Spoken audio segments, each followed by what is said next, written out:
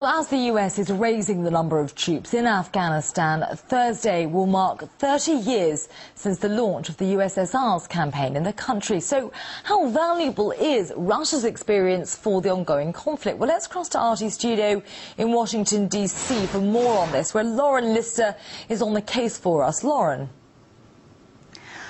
Alice, I'm joined by a guest who may be able to tell us. Mark Sageman was there in Afghanistan in the 80s. He's a former CIA officer. He was one of the officers in charge of the Afghanistan effort by the U.S. to covertly back the Mujahideen freedom fighters against the Soviet Union. Now, Mr. Sageman, some of those freedom fighters in the 80s, aren't they today's Taliban that the U.S. is fighting? Very few. Most of them are not. Well, the U.S., I mean, essentially it's been said that the U.S. is fighting the same war twice in one generation, but on opposite sides. Who was right? Who is right? Well, this is Afghanistan. People have a tendency to flip-flop and to fight their allies and then their enemies. Basically, what they're doing that they're against their own government, and whoever supports the government is the enemy. Okay, well, now Secretary of Defense Robert Gates, he was quoted in an article pointing out the irony about how 25 years ago he was shoving arms across the border for the Mujahideen commander Gulbuddin Hekmatyar to fight the Soviet Union against the in the 80s to fight the Soviets, and now that same commander is fighting U.S. allies in the U.S. in northern Afghanistan. How do you explain that irony? Well, that's partially true. We gave the weapons to the Pakistanis who distributed them. The Pakistanis definitely had favorites. One of them was Gulbuddin Hekmatyar. He was not one of our favorites. As a matter of fact, my role in Afghanistan was to even out the playing field so that I was supporting Masoud and Jamiat Islamiyah against the Hezbe Islami of Gulbuddin Hekmatyar. It was really almost against Hekmatyar that my program was.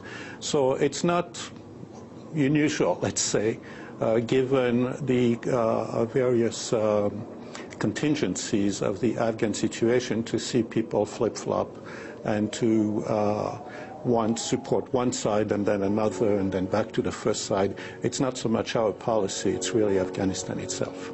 But in supporting those people then, in essence, you're supporting the effort against the U.S. now. Didn't it set the stages for the conflict today? No, not really. This is quite a crooked road.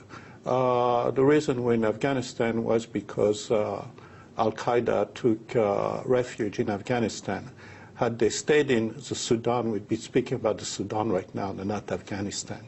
So you can't really just make a straight line and kind of skip over 15 years of history.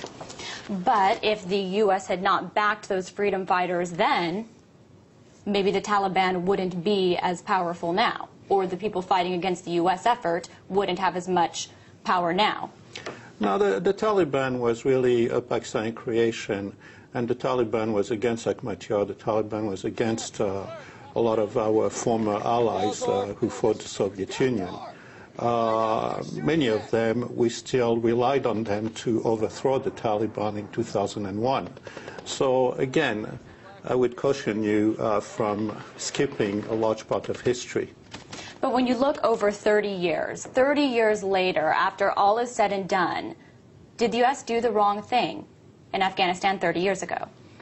No, because Afghanistan was of no importance then, just as it's of no importance right now.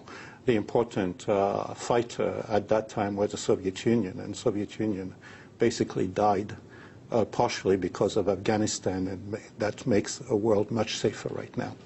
But now Afghanistan, all the focus, or much of the focus, has been turned there, and that's seen as a major problem for the U.S. and its allies. So, I mean, it's not a linear line, as you're saying, but now that's the enemy. I'm not sure that's enemy. Some people in Afghanistan may be the enemy, but our real enemy are not in Afghanistan. It's Al Qaeda. And Al Qaeda is not in Afghanistan. Al Qaeda is in Pakistan. There are no Afghan in Al Qaeda, and there's no Al Qaeda in Afghanistan. But the Taliban and Al Qaeda are supportive of each other. Not quite. The Taliban harbors Al Qaeda. No, that's not true. It did between 1996 and 2001. It no longer is true. Al Qaeda is now hiding in the federally administered tribal area, the Fatah. Some of them are allies with various factions of the Taliban. The Taliban is not unified. There's a Pakistani Taliban, there's an Afghan Taliban, and the Taliban is a plural name so that some people are pro-Al-Qaeda, some people are against Al-Qaeda. It's a very complicated situation, and it's not made easier by lumping everybody together and confusing the issue. Okay, so then 30 years later, is there anything that the U.S. can learn about the Soviet defeat in Afghanistan? Oh, yes. In the 80s? Oh, yes. We basically should get out of there very quickly. Get out of there very quickly? Yes. Final word. Thank you for joining us. Thank you. Back to you in Moscow. Okay, Lauren, many thanks to you.